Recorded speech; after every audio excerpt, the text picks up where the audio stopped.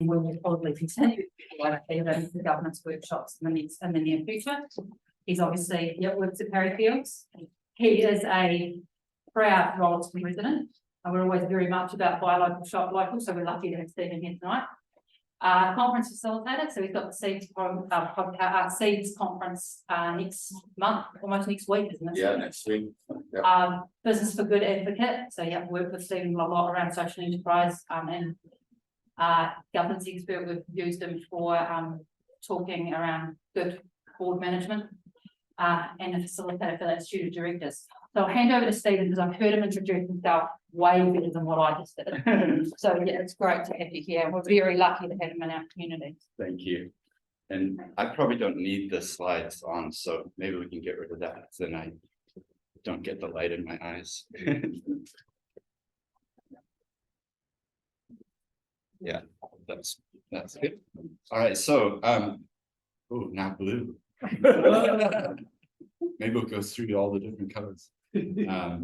Well, tēnā koutou katoa, no America ho no te tematanga, ko te taita toku manga, ko waitaki toku awa, ko otatahi toku kainga inai nei, e roia toku tunga mahi o Perryfield Lawyers, ko Steven Moe toku ingoa, no reira nā mihi kia koutou katoa. It's great to be here. I'm really excited about this session because I really like talking about groups that are active in the community. And I know each of you in turn probably represent a whole bunch of other people. And so that's what makes me excited to be able to share with you, because what I hope is that you'll be able to go back to your committees or your boards and take some of the knowledge and the things that we're going to talk about tonight and implement them at that level as well. So yeah, it's really great to be here and share with you. I'm going to have a real focus on incorporated societies, but I would love to have questions as we're going through as well. So I want to start with a little introduction. So we had that slide up before, but when I start talking, people hear my accent. And so I always feel like I need to explain at least a little bit about where I'm from and how I got to be here and why I'm standing in front of you. So my accent is from America. My parents were from America, but we moved to New Zealand in 1983. So it's not that I'm 85 years old now. It's just that I was 7 years old when we moved. So we moved down to the Waitaki River, right near a place called Papakaio. Has anybody heard of Papakaio? Very small, blink and you miss it. So I started there in Standard 3. The class had Standard 4 together and about 20 children. Is that kind of a rural environment. So despite my accent, I actually grew up in this place. Moved to Christchurch 1989, went to high school here, went to Canterbury University, and then I left and moved to Wellington. I was based there in a big law firm called Russell McVeigh for 3 years, and then met my wife there, and we decided, let's go overseas for 1 year OE. How many of you have ever heard of a 1 year OE that became 11 years? That's what happened to us. So we moved to London. We had 3 years in London, and then we had 4 years in Tokyo, and then we had 4 years in Sydney. I have 4 young children. Do things by fours. I have 4 young children, and they came home singing the Australian national anthem. What do you do if that happens? It's time to come back to Aotearoa New Zealand. So that's what we did. So that was in 2016. We moved back, and yeah, we live here in Rolleston. So I'm just around the way behind Countdown on Marlow Place. If anybody knows Marlow Place, opposite the preschool there, that's our house. And my children have gone to Rolleston Primary. My wife Ellie has been the PTA president of Rolleston Primary for the last few years. So we're quite involved in the community. And I work for this law firm called Perryfield, and we have an office here, which you can almost see from out the window. It's like literally 200 meters away. So we have usually 5 or 6 people based in that office doing property work, disputes work, corporate commercial work. So that's what brings me today. That's the context of why I'm standing in front of you. But the other context is that I have specialized and become New Zealand's expert in incorporated societies and the changes that are coming. So I have a gift for all of you. I'm not sure if I have enough to give a physical copy to you all tonight, but I do have, so this is the guide for incorporated societies.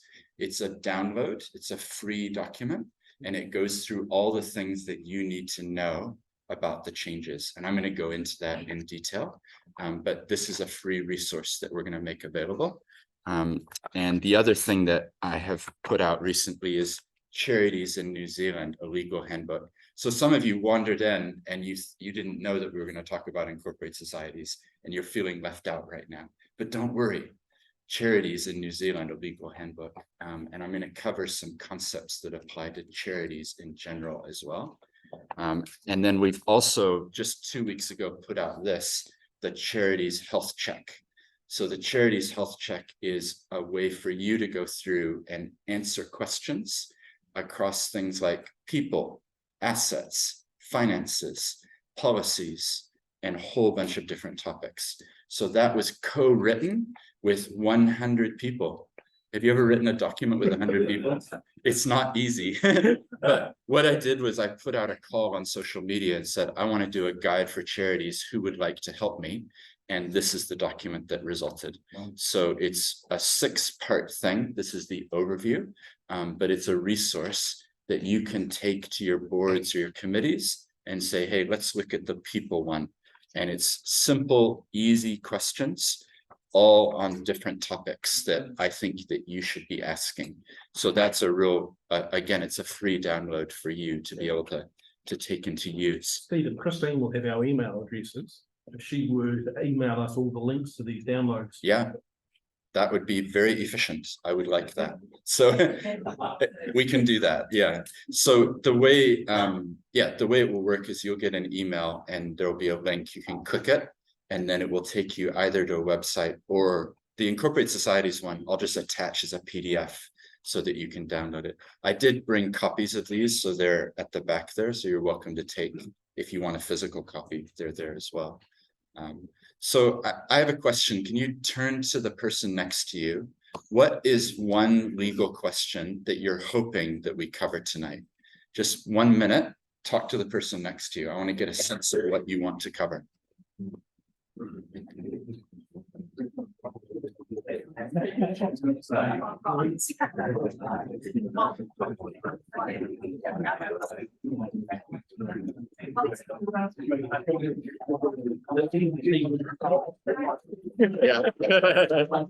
You don't need to ask the question.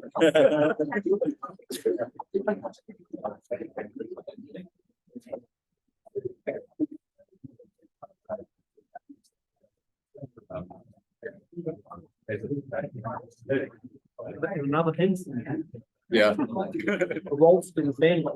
Yeah. Three Rolleston names. Right. That's true. Yeah. Yeah. I've met Humphrey Rolleston. He's always like, I'm Humphrey Rolleston. Yeah. Imagine the name without. Yeah. Yeah. Right. Interesting. I'll be careful. It's something I had to do. Yeah. Yeah. Right. All right. Why don't we come back together now? So yeah, just let me know what's a legal question. What sort of things are you hoping that we're going to cover tonight? The required changes to constitutions. Okay. Yep. For incorporated societies. Yeah. Yep. Perfect. Anything else? We're a bowling club. Yeah. We're not an incorporated society. Yeah. Well, you can probably leave right now. It's so what I'm going to focus in on the changes to for incorporated societies. I'm happy to also cover other things because I do a lot of work with charities. So if you have any other questions, I'm happy to stay and answer. Yeah, we're an incorporated society, but I mean. Oh, okay. Then you should stay. Really like to know. Yeah. Yeah. We No. need to stay on track. Okay. I will definitely answer that. Yeah. I wonder if it's worthwhile just touching on the use of incorporated society over charitable trust without obstruction. Yep. Yep. That's a great point. I will definitely cover that. And actually, this is a moment in time to ask, should we be an incorporated society? A lot of incorporated societies were set up many years ago, decades ago, when circumstances were different. And sometimes it's appropriate to ask a hard question, which is, should we be an incorporated society? And I'm helping dozens of clients with that question and some of them are choosing to transition to a charitable trust, which, yeah, I'll definitely go into that as well. It's good. Any other questions? How about the side of the room? Okay, follow on to the different structures of what kind of personal liability look like. Yeah. Yep. What is personal liability? And kind of sitting under that question is, what are my duties and obligations as well, right? Yeah, that's great. Yeah, I did do another one of these recently, and we talked a lot about governance, and that's online at Selwyn District Council's website. So you can actually watch a whole session on governance. And I did another session on chairing the board. What is that different from a normal situation? Some of you were there, I think, but chairing the board. So great. Any other incorporated society queries or what I should cover? If you're in a corporate society and you're in a club and a club happens to fail, what happens to the end? Yep. What happens to the assets if it falls over or if it winds up? Yep. Great. All right. Well, I'm going to tell you now about incorporated societies. So how many do you think there are in the country? Yes. What sort of number? How many? Thousands. Thousands? Yeah, that's accurate. Any more refined? Any? But most of the charter clubs, it's corporate society. Yeah, the answer is that yes, many of them are. It's an interesting model. There's 24,000 incorporated societies in New Zealand, 24,000. So if you start doing the maths on that, the former requirement was that 15 members were needed to set up an incorporated society. So I'm a lawyer, not a mathematician, but I can tell you 24,000 times 15 is hundreds of thousands of people that are in or involved with incorporated societies. And we actually have one client which has literally thousands of members, not like 15 members. They have thousands of members. So there's a lot of people that are affected when we talk about changes for the incorporated societies. And the changes come about because the old act was from 1908.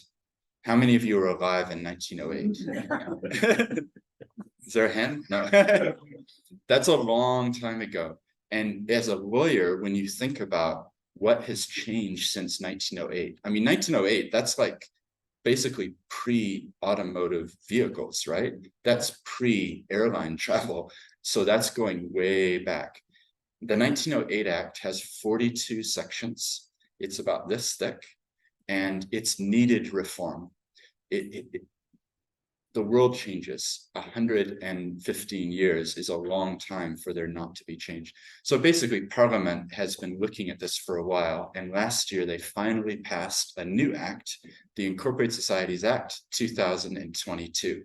It was passed on the 5th of April last year. And what it says is we are moving from the 1908 Act to the 2022 Act. Now, there are 42 sections in the 1908 Act. How many sections do you think are in the new Act? Any guesses? That's pretty accurate. Yeah, a little bit more though. There's 272 sections in the new Act. So that's quite a difference. If I had both of them here, you'd see one's really thin, one's quite a bit thicker. Now, I could, if I chose to, and some other commentators do this, I could scare you all with it's more red tape, it's more regulation. Why do we have to do this? But I'm not taking that tack. I believe that this is a glass half full moment, because the new act, what is it actually doing? It's clarifying responsibilities. It's codifying duties that you already had, but were not written down in the old act. It's requiring certain things to be in your constitution, which will be helpful for everyone, like dispute resolution provisions. So it's not, from my perspective, it's not a negative thing. And I know it's all about attitude, okay? I want to encourage you to approach this with a positive attitude, because this is an opportunity to upgrade the governance within your group. It's an opportunity to think about how you actually act.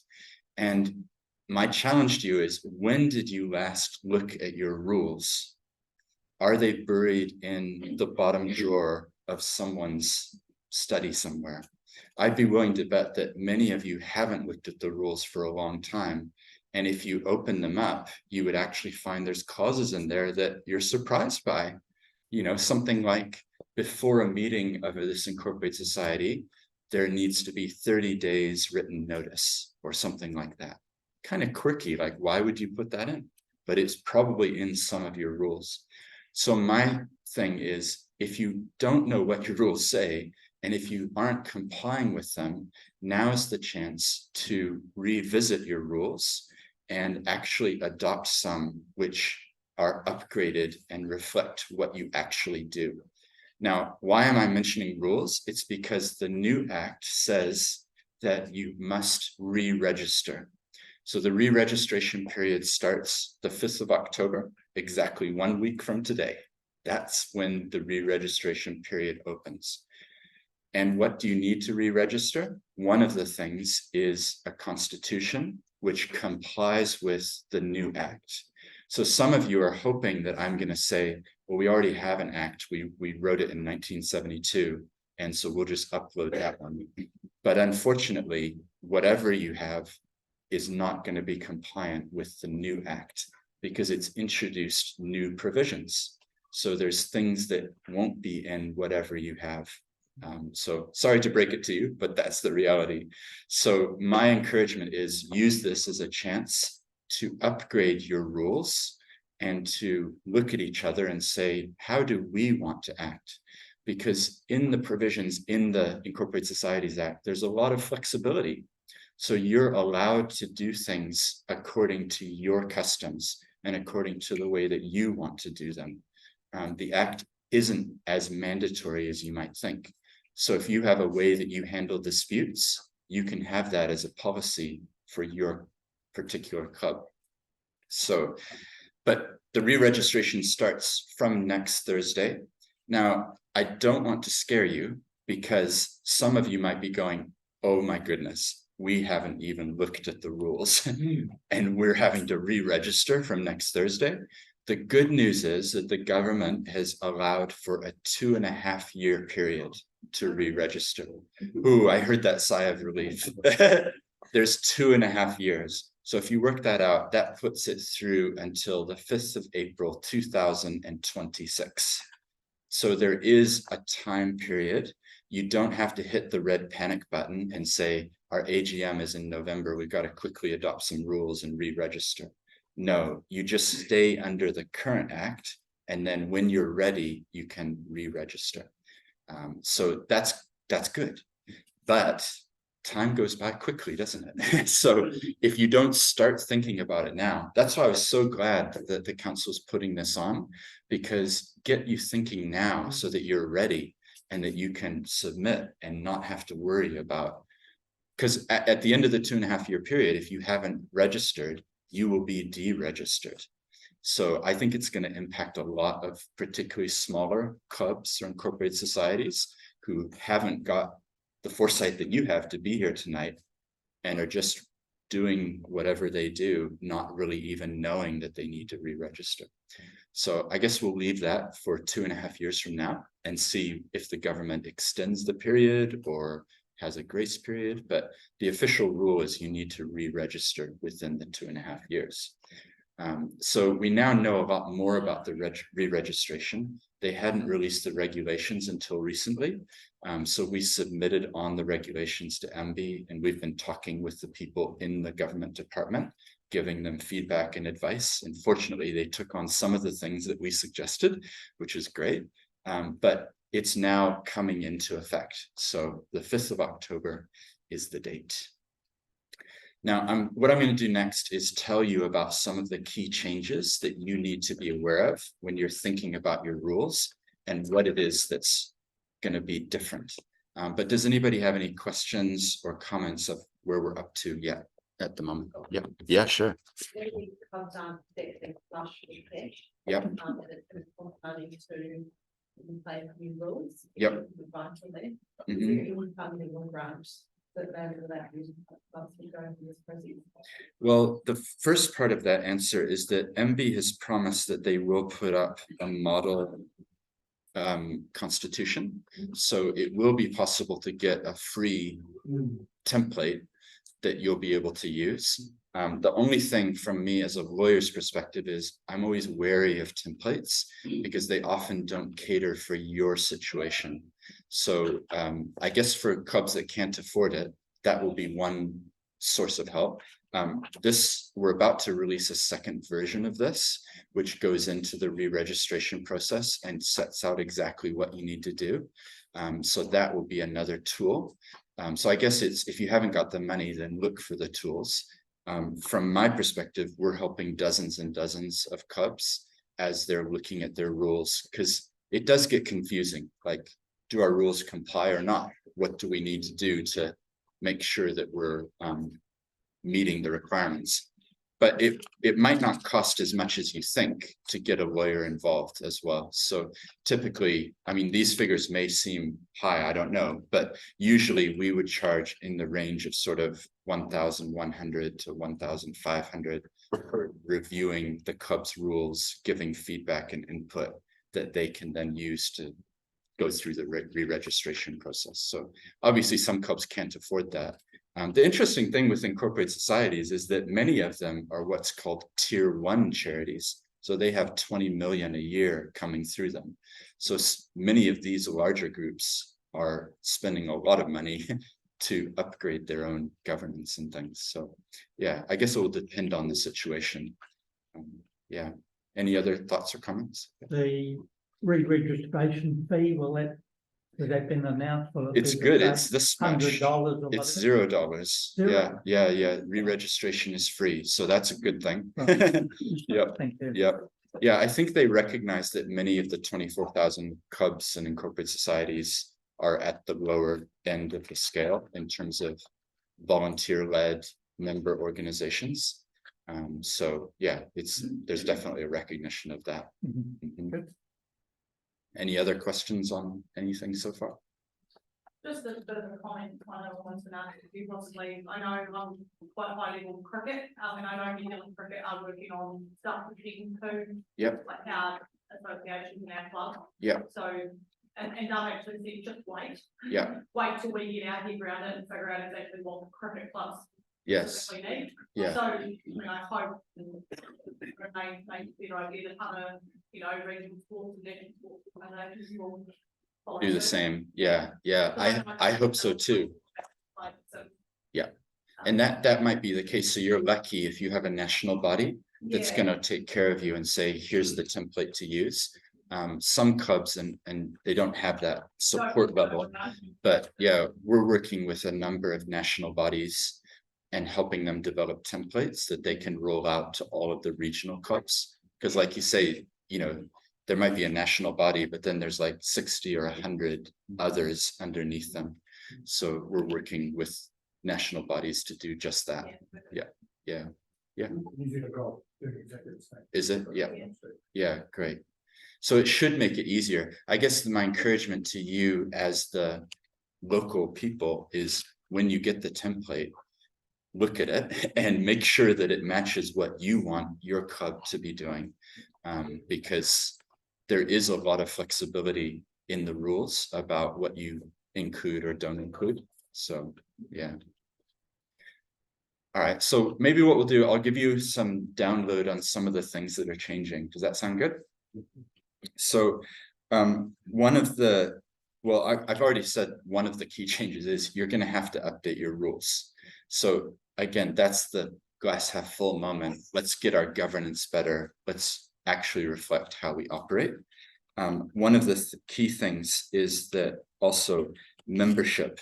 So incorporated societies are member-led organizations. They are usually smaller, a cricket club is a great example, but they're member-led. So the new act does have requirements about keeping records of your members. It also has a requirement that before you put them in your record of registered members, that the person consents to being a member. So it kind of sounds obvious if I say it, but you can't just add somebody's name because they've come to a couple meetings. You actually have to get them to sign something. So my encouragement would be, why not develop a sign up form, a membership form? I consent to join this club. If you push me on it, I would say if you had emails or some form of approval, that would probably tick the box of I agree to be a member. But probably for your own records, it's probably a good practice to just have a one-page sheet. I agree to be a member. You might have membership fees. I agree to pay this amount, So, but that's a change. So you need to keep good records. You also need to keep the records of your members for 7 years after they cease to be a member. So this is a housekeeping thing. Where do you keep your records right now? Are they in the garage of Jane, who was the former president? How do you, it's actually good governance to have good records for your groups. So start thinking about how you keep your records. And the other thing when it comes to membership is you're probably going to get name, address, phone number, email. That's private information. So you need to be very, very careful with how you store the private information and that you only use it for the purpose that you collected it for. So that's a whole other seminar, but the Privacy Act 2020 sets out your obligations when you're collecting information. So please make sure that you're storing it safely. I don't want you to be in the headline as all of your data was stolen and used incorrectly. If it was, you now have an obligation to tell the Privacy Commissioner. So just bear that in mind as well. That's a change in the law. It didn't used to be that way. So yeah. I mentioned the 15 members before. You now only require 10 members. So the membership requirement is reduced, not increased. So that's good. But when you re-register, how many are in your club right now? Or how many people are involved? You'll probably be fine. But I've talked with some groups that say, honestly, there's only 6 of us. And what do we do? So I think it's probably going to be a case of calling your cousin and your uncle and your aunt and getting some more members for that re-registration. Can I ask, are you seeing a change in attitude towards who's a member of a club? Going back 20 years, people who joined the sports club knew they were members. It was a social aspect. Now I'm finding in a sports club now a totally different attitude. Right. The people who play the sport might be the children. Sure. Do you consider them a member or is it the parent, and how do you define them?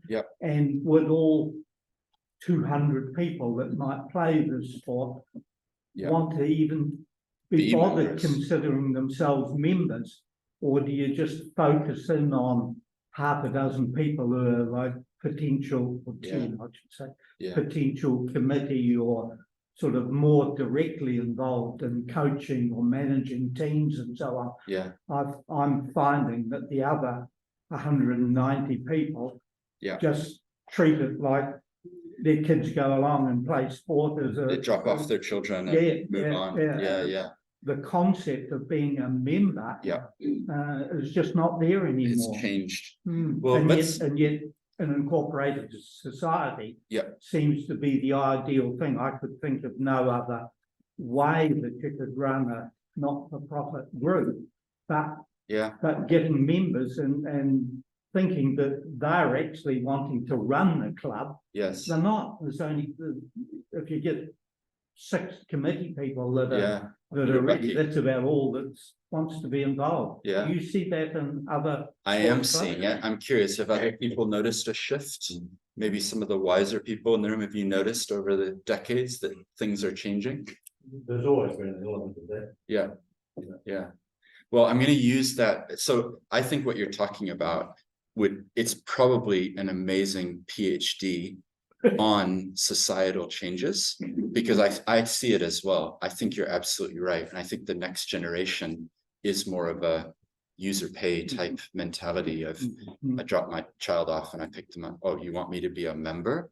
What are you trying? So, but I'm going to use this chance to tell you that it's possible that incorporated society should not be the structure that you choose. So I want to make sure that we talk about that.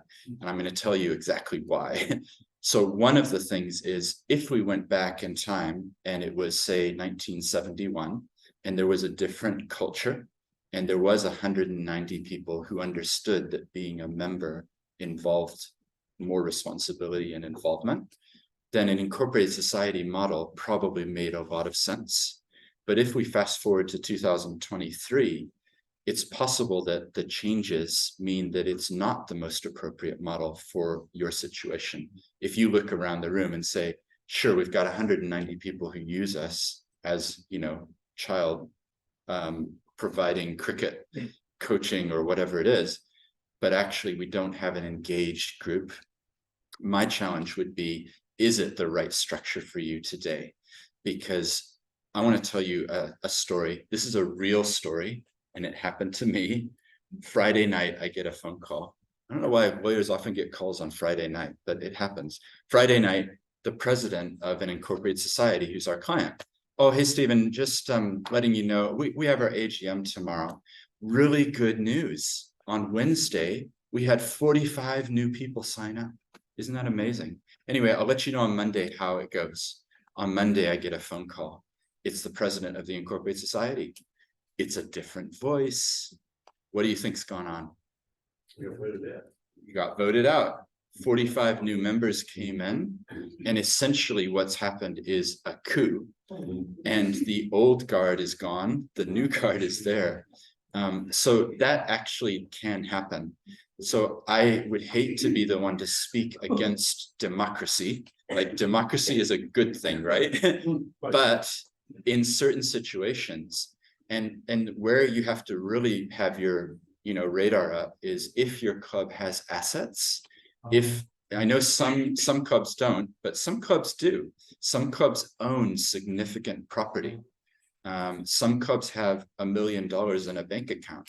So if there's a threat of a takeover where someone might come in, this wasn't even that story wasn't bringing it home to me until I spoke with a client the other day, and they said that they had a lot of people registering. And then they noticed that the same credit card was paying for all the new memberships. Oh, what's going on here? Anyway, it was an attempted coup, essentially. So the point of this story is that, is the incorporated societies model the best for you? Remember, it's a member-led thing, democratic thing. You have to have yearly elections, which means that there's a political element to what's going on.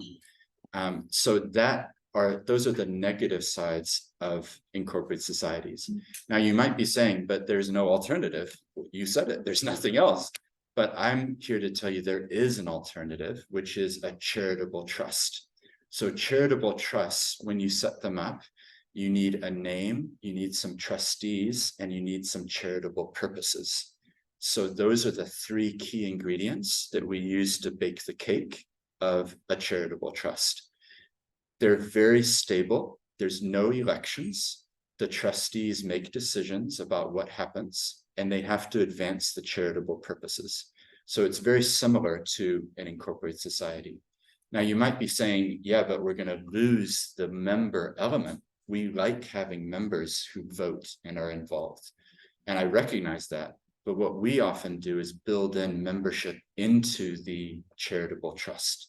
So you can have a class of people who can be members of your charitable trust. It's actually quite common within a religious context. So think of like a church, very common that they are charitable trusts and that there's members. So if you come along to the church for more than a certain amount of time and you're over this age and you believe in these things and you're a member of the church. So quite often a member-led charitable trust will go to the members for decisions. You know, we're making a decision about this. What do we think as a membership? So I guess the point is, it is possible to build in membership within a charitable trust format. So I think being good governors, being people at the foresight, looking from the ship, where are we traveling? Part of what you should be doing is thinking about your future and thinking about, is this the best model that we should be taking into the future? Or should we be considering not re-registering and setting up a charitable trust and transferring the assets from that entity to the new entity? If some of you are registered with Charity Services, you're actually allowed to keep the charity's registration number of the incorporated society if you transition to a charitable trust. But I don't want to make it sound too easy, because you are setting up a new legal entity. So you would need a new IRD number, a new bank account, the contracts you have in place with employees, insurance, all of those things would need to transition to the new entity as well. So it's worth thinking about. Some of you might think about it. You may already have thought about it and decided, no, it's not for us. But I think it's incumbent on us in our governance roles to always be looking at options. And it's not like there's going to be another re-registration in the next foreseeable future. Like, look at when the last act was passed. This is the moment in time to ask yourself, should we re-register, or should we transition to a different legal entity type? So we're literally helping dozens of organizations that are asking that question. Usually, if you did want to consider it, what I suggest you do is you take your members with you on the journey. You don't just show up at the AGM and say, oh, by the way, we're no longer an incorporated society.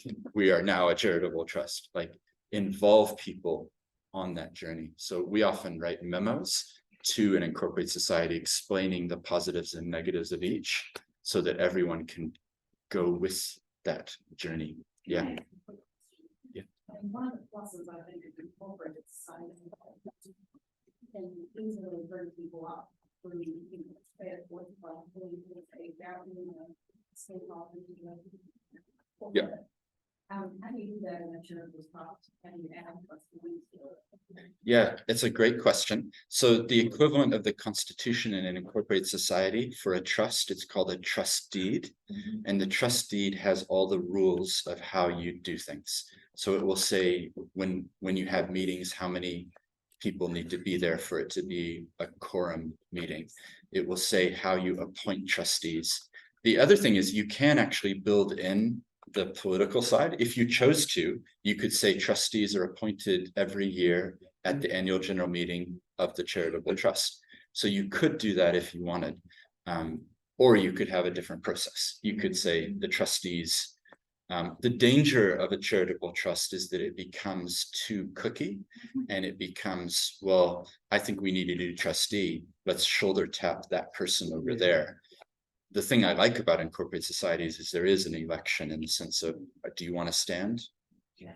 Anyone is welcome. You can stand. So the charitable purpose aspect of changing a sports club, for instance, up until now, being just a sports club is not a charity. It's not a charitable purpose. So to form a charitable trust, you would have to change your purpose to be fudged out to be for the good health of people and not to actually just play. Yeah, I'll push back that on a little bit. I agree. If the sports club was about high level elite sports, and if it was creating future All Blacks, it's impossible to get that as charitable status. But I have helped sports groups get charitable status. The key is that they are community focused. So sport in itself, it can be charitable. It's all about what you're doing.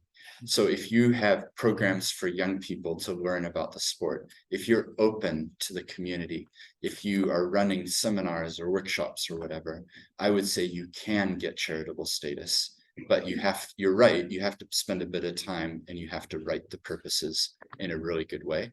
An example of where you wouldn't be charitable, I've seen some equestrian groups. So horses, if you had a requirement to join that club that you own a horse, that's putting a barrier to entry. It's no longer open to the public. But if you ran place of stables and you allowed people to come and use the horses from the community, that is charitable, because I've helped people set those up before. So yeah, it is possible. You just have to define it correctly. Do we have a cricket question? Yeah. I would love it. Yeah. Similar to, I guess, what you just asked the question. So if you do move to a charitable trust model, Yeah. how do you then still charge for a subscription? Can you? Yeah, you just So build you it still in pay as the- part of the membership. Yeah, So are they members of the trust or are they members of some other? they'd be members of the trust. Of the trust? Yeah, And yeah. and it's a membership model of that. Yeah, yeah, it's very flexible. Having to pay a sub, not a barrier. Yeah, That's what I was sort of thinking, I was like, well, yeah, okay, so that's not. no, you can do what you want, basically. Yeah. Yeah, so for some of you, the reason I've spent a bit of time on this is that for some of you, I know it's like, oh, I didn't think of that as an option, but I want to challenge you to take it away and think about it. Go back and talk with the other officers or people you're involved in and say, have we ever thought about it? And the reason, the highlighted point for me is that I met someone the other day and they said, yeah, when we started the club in 1957, we had 400 members. Today we have 7. Like, it's literally, that's been we still want to do what we're doing, but it's no longer the vibrant member-led democracy voting, it's transitioned to a different stage of what it actually does. So yeah. So, sorry, using that example, is it possible under this new act to amalgamate clubs? Well, I really like that question. So this is a very important point. Should you exist? Is there others who are doing what you do? Remember, there's 28,800 charities, right? There's 24,000 incorporated societies. It's actually a good moment to be saying, should we continue? Or would it be better to wind up and transfer our assets to this other group? Or, as you said, amalgamate, come together. So the old act didn't have provisions around amalgamation. The new act has provisions which make it easier to come together and amalgamate. I actually talked to the MB policy people and I said, can't you change it so that the regulations allow for easy amalgamation now? Because my fear is that there's a whole bunch of small clubs that are going to have to re-register and then they can amalgamate. Wouldn't it be better if you let them amalgamate now and then re-register? But they unfortunately didn't see the wisdom in my suggestion. So yeah, but I totally think sometimes amalgamation or coming alongside another group and actually saying, we support you, and it's the hardest thing in the world to do that, but it's important to do that. Remember, what you should be about is mission and impact and purpose. That should be your driver. And the form of legal entity that you have and the name that achieves the mission and the purpose should be secondary to actually achieving the purpose. And too often, I think we get bound up in the fact that we're members of this particular club and it has this, my grandfather helped start it and things like that. If we're truly about mission and purpose, then we should be agnostic as to the legal form. We should be searching for the tool that allows us to help the most people. And it might be that a charitable trust is that tool. And it might be that winding up is the right thing to do. The bravest thing I've seen recently was, it was in a religious context, but there was about 8 people left in a church. They were all in their 80s. They looked at each other and said, there's no young people here. We won't be here forever. It would be better and they used the terminology of God's outworking. It would be better if we sold this building and gave the money to another initiative that has green shoots and is doing amazing things. To me, that's the true example of stewardship. If you've been entrusted with something, that you're willing to not just perpetuate it for the fact that you've been going there your whole life, So that's a really hard question. It's a hard statement, but I think it's a good one to be thinking about right now. Yeah. Just following on that disposal of assets, didn't the Incorporated Society Act will call for a clause in the Constitution, will it not? Yep. On the method for disposing of assets and naming where that money should go.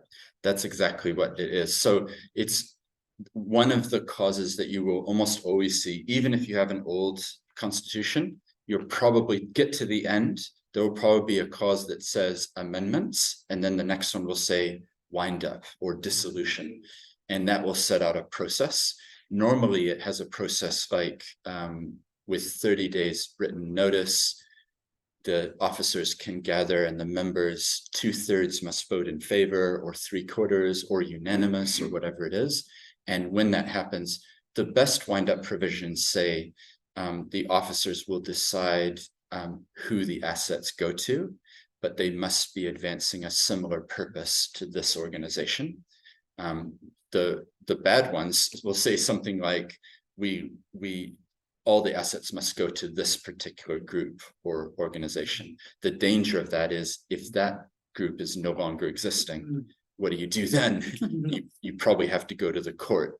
So I prefer the wider way of describing it, give discretion to the people at the time in the future when it's being wound up, that they can choose to say, well, we've had this knitting club for 75 years, but it's time to wind up. So we're transferring everything we have to the, what is it? The crocheting club. So yeah, but it's a great point. And this is the thing, the new rules, you should provide for all of these contingencies. So all of these questions, what do we do here? What do we do there? It should be in the new rules. One of the other ones that we haven't touched on is conflicts. So conflicts come about where people have multiple hats. And let's be honest, in New Zealand, we all wear multiple hats. I think all of you probably have at least 2 or 3 hats, right?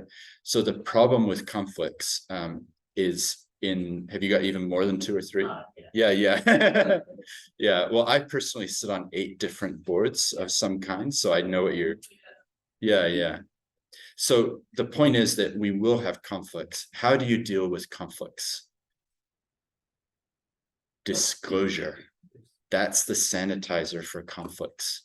The reason that conflicts become a problem is that nobody told, don't just think of it as money either. Like if I'm an officer of an incorporated society and I own a catering company and we're going to put on a morning tea for the incorporated society, and everyone's like, oh, well, you have a catering company, you should supply the food. That's a clear conflict, right? I'm going to get paid money to provide things for this group. But how about this situation? Your club or your group wants to employ someone to be the outreach coordinator, for bringing in more youth.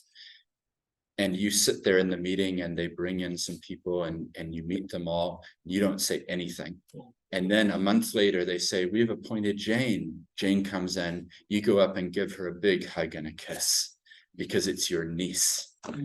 That's a conflict too. So don't just think it's all about money and where the money's going. In our small community, there's other types of conflicts too. And I wanted to mention, in case you're wondering about resources, the Institute of Directors, who I do a lot of work with facilitating courses for them, they've put out a guide called Conflicts of Interest Best Practice Guide.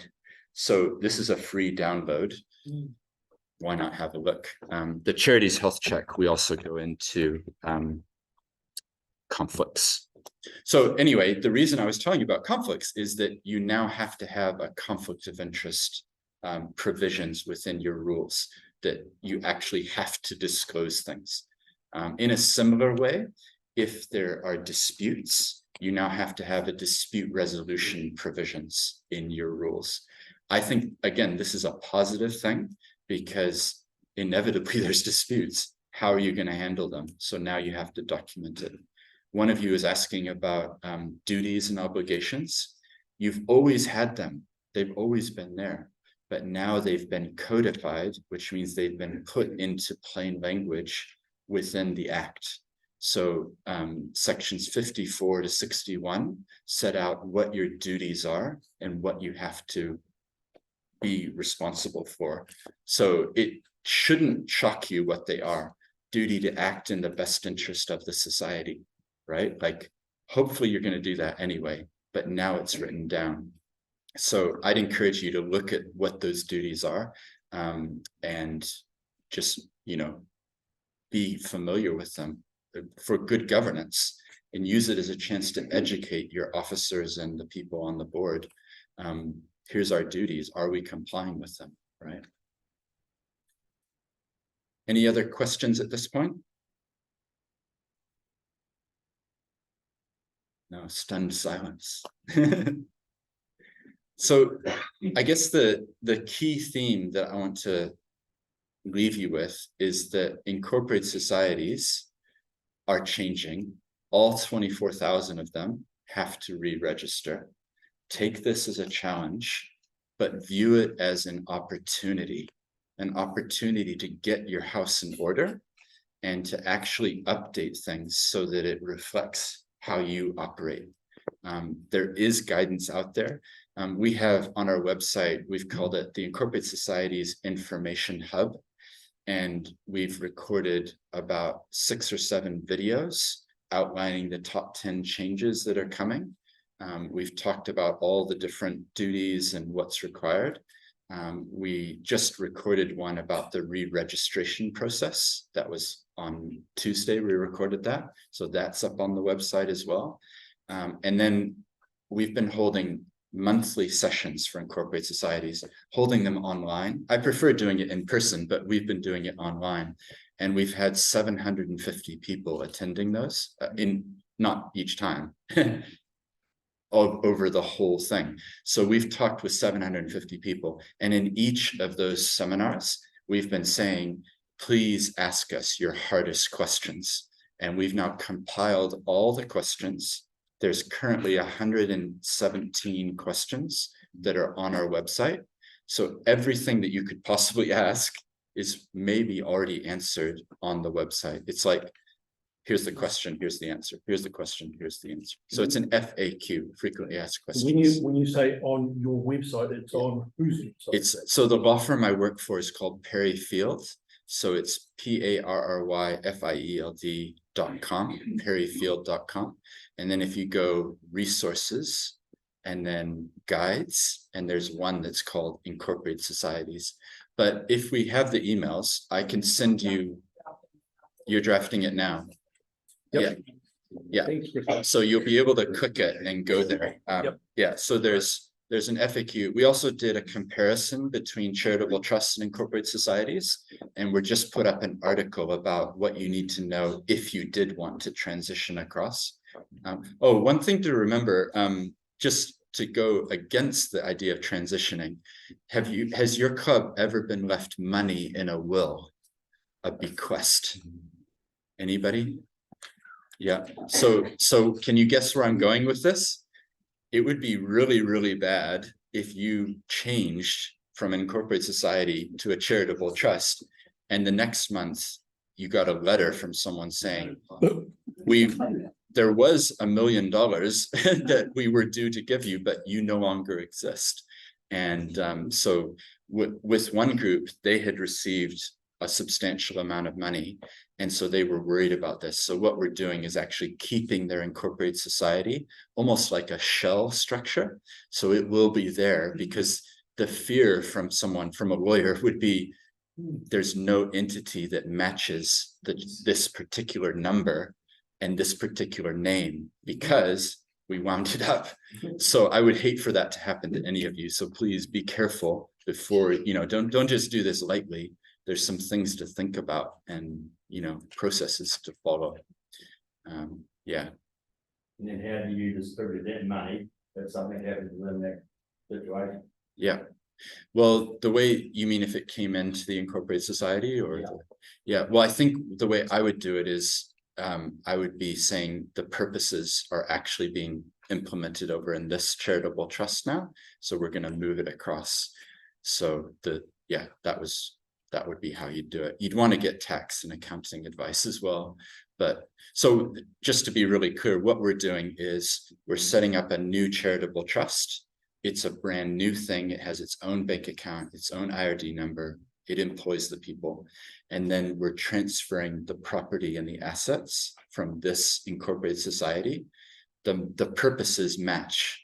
So it's not a different purpose. It's not like this was set up to save the penguins and this is set up to promote rugby league. They're matching. And so then these officers can legitimately say, to advance our purposes, we're transferring over. Is there a tax situation? Well, it's a great point. Always get tax input from an accountant or someone who's a tax advisor. But I think the answer would be if they're two registered charities, then there shouldn't be tax implications. That's my understanding. That's what our clients have been told. So yeah. So as you can see, there's a lot of interesting things going on there, right? There's a lot of opportunity. I hope you go away from this feeling empowered in the sense of you now have downloaded a lot more information and you understand more than when you walked in the door. So that was the intention anyway. Are there any other final questions? If I know some of you will want to be leaving because you've got family commitments and things, but I did have one other thing I wanted to do, which is read you a little story.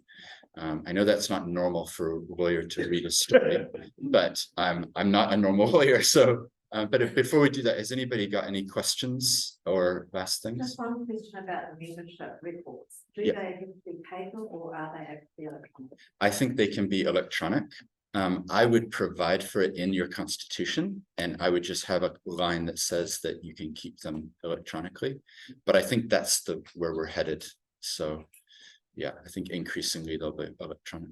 Yeah. You haven't touched on the officers of the company, that anybody who's appointed to a committee becomes an officer and automatically is responsible for running that organisation. Yeah. Some organisations had large committees and many of them just went in because they organised afternoon teas or did something. Yeah. But now it seems clearer that if you're appointed to a committee, you're deemed to be legally an officer of that company. Yeah, it's a good point. Thank you for raising it. So it's possible.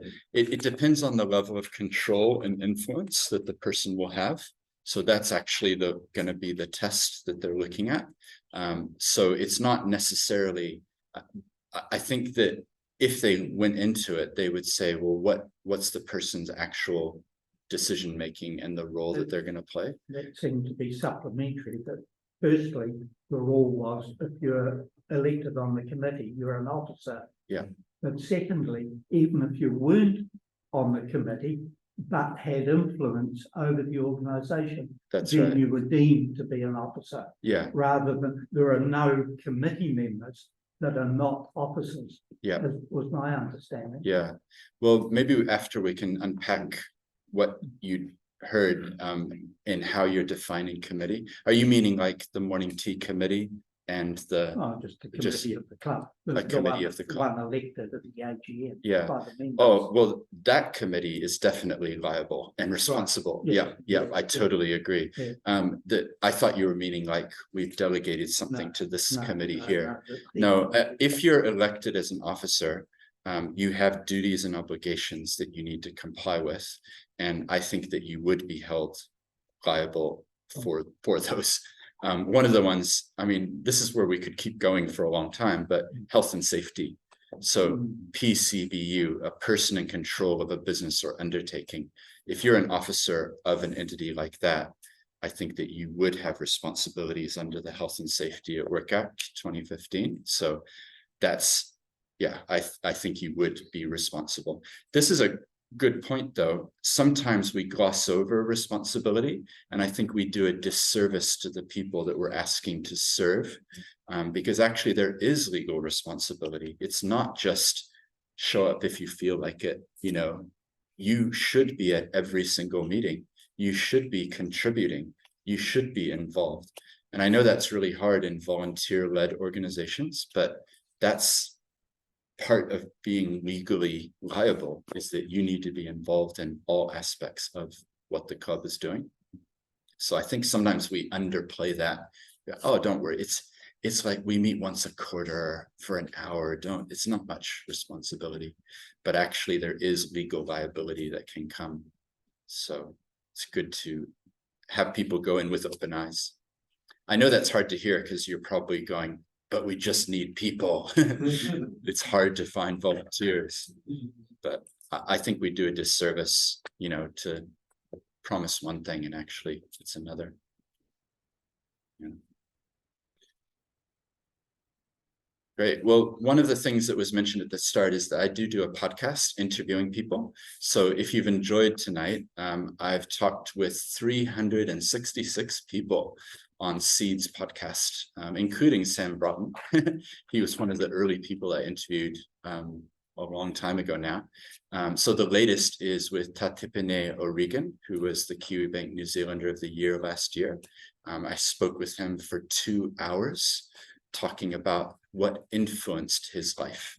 I didn't want to know about treaty settlements or prime ministers that he'd met. I said, who shaped you to become the amazing man that you became? So we talked about his grandparents, his parents, life influences and things like that. So it's a pretty amazing interview. But it's called Seeds and it's in podcasting apps like Spotify and Apple Podcasts. We can probably put it in. There you go. You found it already. So yeah, it's a real variety of content. I want you to be surprised every week with how different it is to the week before. And that's what's inspired the conference. It's called the Seeds Impact Conference. That's happening next Thursday.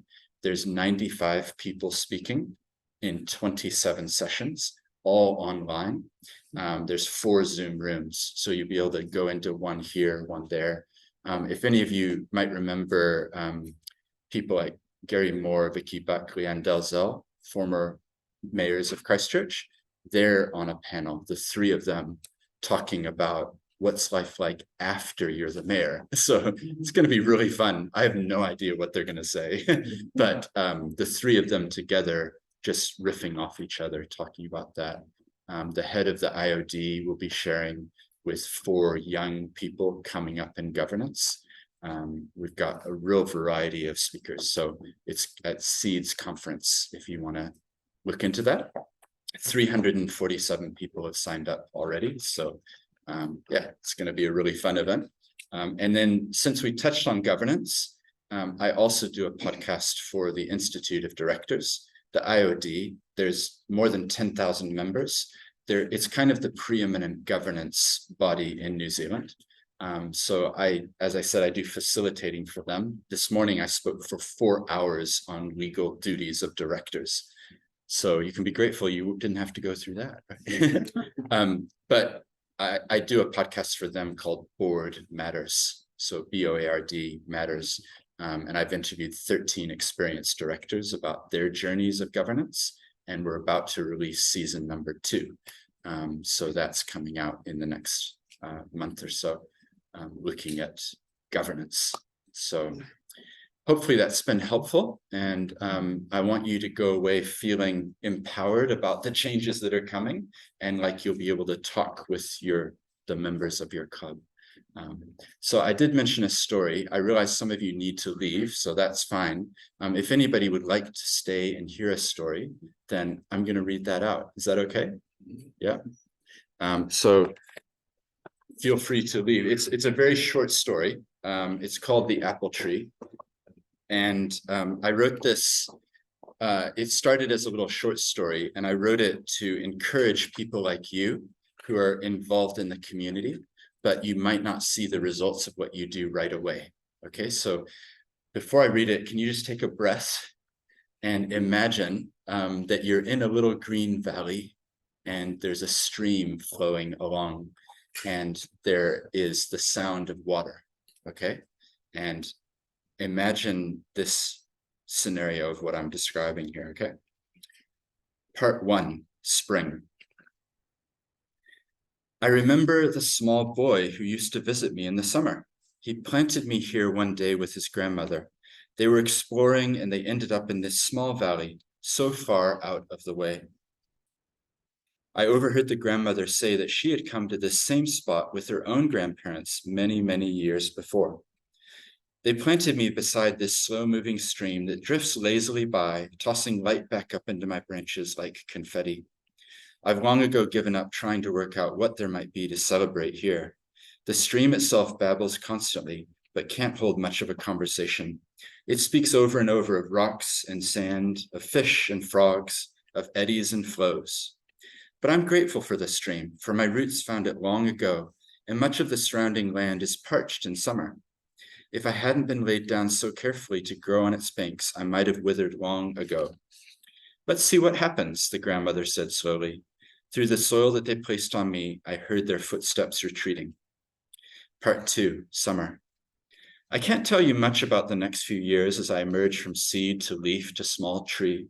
The boy returned during the summer and pruned me as I grew larger. He would often just sit there beside me or lean against me as I grew. Only a few times did his grandmother join him, and I watched as she grew older more quickly than the boy and I grew up. They had long talks there sitting beneath me, and I listened in to each one. They talked of the past, the present, the future. I recall the final time I saw the grandmother as she struggled to her feet, leaning on a walking stick after sitting down under my shade. When the boy came the next summer, he was even more reflective than he had been on earlier visits, and he sat there, just watching the water flow by. He was thinking and throwing small stones and listening to their sound, being still and silent. The last time I saw the boy, he had grown into a man. I was proud because I'd started to produce some apples, and I saw him grab one and eat it. Then I noticed that he had in his hands an axe, and I shivered as he drew even closer and raised it. He used it to hack at me, and after several deep cuts, he took off the branch that was growing out and away from the stream. He had shifted my angles, and this left me only to droop out over the water. I felt like he'd cut off an arm, and I resented it. The apples that had been on the branch lay scattered on the ground. Even then, I knew that this was going to determine my destiny in some way. The man cut away at the branch, lying there unattached, and yet so intimately connected to me, until he had fashioned the straightest part into a walking stick. Was that all I was useful for? I felt a great betrayal. Yet before he left, he stood up before me, and the wind went quiet, and the birds in my branches stopped singing, and the sun shone brighter. I take a piece of you to guide me, he said. He addressed me so formally that despite my indignity, I bowed to him as best I could. Then he was gone to live his life, leaving me alone. Part 3, Autumn. As time went by, the seasons were my only companions. They stayed long enough to feel comfortable with each other, not like the small birds that flew in and out so quickly that I couldn't even focus on them. In the winters, the snow that fell chilled me deeply, but the serene silence that resulted was worth it. Spring saw me grow again and push out new blossoms, each one representing a possible future. In the summers, my apples grew and grew larger in the sun. I was proud of them, and as the days shortened, they fell from me. I was most upset in the autumns, for by taking part of me away, the man had left only one place for the apples I produced to fall. The stream gratefully received each of them, making a sound as they slipped into the water like divers. All I could do was watch them drift away downstream and around the bend.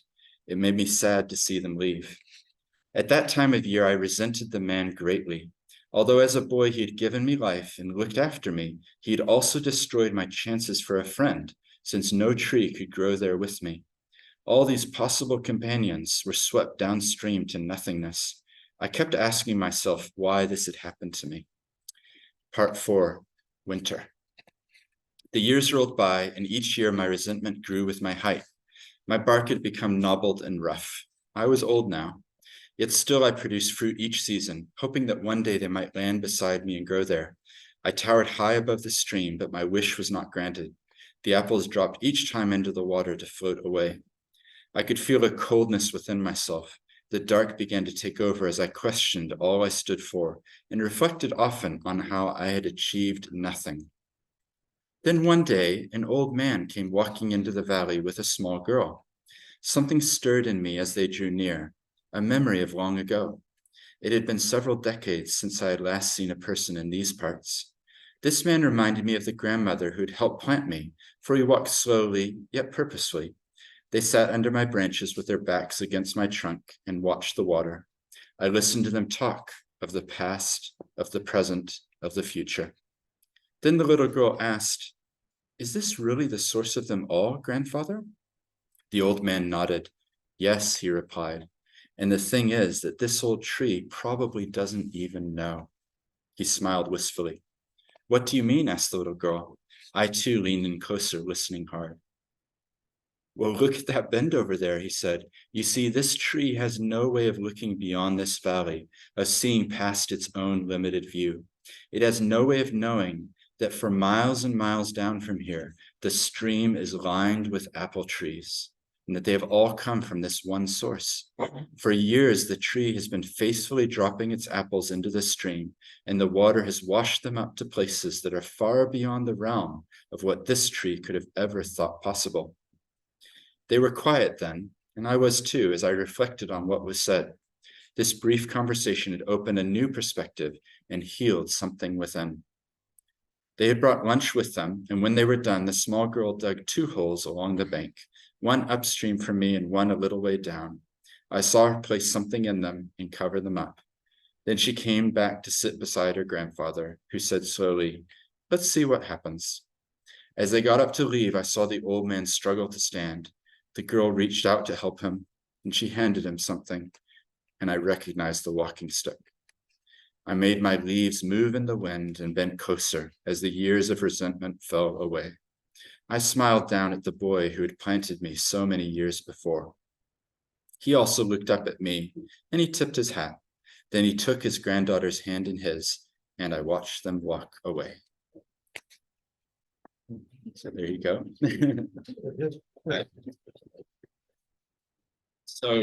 So the question at the end of the story is, who is the apple tree in your life? Who could you give an encouraging word to and say, you may not realize it, but you impacted me? And then how can we each be apple trees, leaving things for the next generation?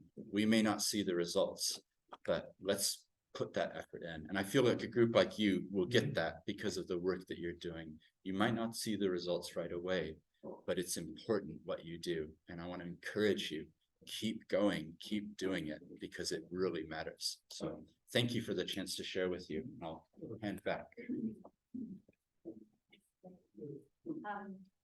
Very good way to finish it. But also just acknowledging all of you, so the volunteering time tonight, and coming and sharing with us. And yeah, you're such an asset, honestly, such an asset for us, but also for me. I also know you well, and so you're just acknowledging you and how we work in partnership. And hopefully you'll come back with us next year and talk about governance. Sure, anytime. So I have been at the back compiling the stuff, following on from what Steven's talking about, linking it through to your website, and I'll also include Steven's. Are you happy for us to put your email address? Yeah, that's fine. Yeah, and phone number as well. I'm based in Rolleston, but we have an office in the city as well. So I quite often am doing that commute that many of you probably know. Would I rather listen to the radio or talk with someone who's doing something meaningful? So I am happy to talk with you 15 to 20 minutes, as long as it fits in my commuting time. It's no problem. So take it as please, it's a genuine offer. I talk probably 4 or 5 times a week with somebody as I'm driving in and out. So yeah. I've honestly never met a lawyer that's so authentic. Honestly, so again, I really do acknowledge you and what you do for the community, because you are very, very valuable, and you do are very giving. So thank you. So I will be sending an email out to you tomorrow with all the links. Steven's also recorded the session. Yeah. So I'll get him. We can make it a little video. Yeah. For people who couldn't come, it will be, or you can have that as a resource for your club, because there might be other people who want to look at it. And every session we do through capacity, we will be recording, and when we do our website, or when we redo our website, it will all go up on the capacity building site. And the past ones that Steven's been involved in there will also be a link for the next capacity building, which I think you may have seen. It's rolling out through both our rec and sport team and my team. around social media and how to utilise that platform. So that's on the 25th, but I'll also put a link in that email to that if you're wanting to register. My email's there if you want to talk to me, by all means, send me an email. I'd like to think that I am as open, and I actually am. You can call me. I drive from Christchurch to here. Yeah. Need to move out here. I'm a resident. And yeah, easy to find them. They're the only 2-story or 3-story building in Rolleston. It was quite impressive that I went in and actually pushed to go up into an elevator. One day. It's over by the rock, so yeah. 2-story building in Rolleston. So thank you all for coming, and the time you give actually for your club that you're all involved in. So thanks for coming. Please take some biscuits, have a take home. You'll be a good way home. I recently did exactly and said. Oh, yeah?